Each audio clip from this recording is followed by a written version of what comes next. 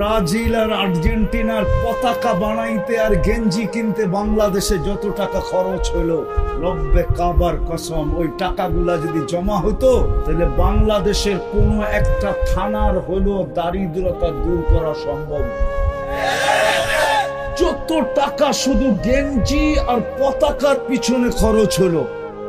এই জন্যই তো আমাদের যুবকদের কাছে কোনো মূল্যায়ন নাই। মূল্যায়ন যদি থাকতো তাহলে ওর গায়ে আর্জেন্টিনার কেন গেঞ্জি হতো, ওর গায়ে কেন ব্রাজিলের গেঞ্জি হতো? ও তো আমাকে তো পছন্দ করছে আল্লাহ,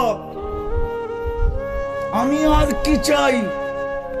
আমি কার পছন্দের পাত্র জানিস? ও তো সারাদিন বইলা বেড়াইতো আমি কার পছন্দের পাত্র জানিস? জিজ্ঞাসা করলে বলতো আমি আল্লাহর পছন্দের পাত্র। নাইলে আমি মুসলমানের ঘরে আসলাম কি করে?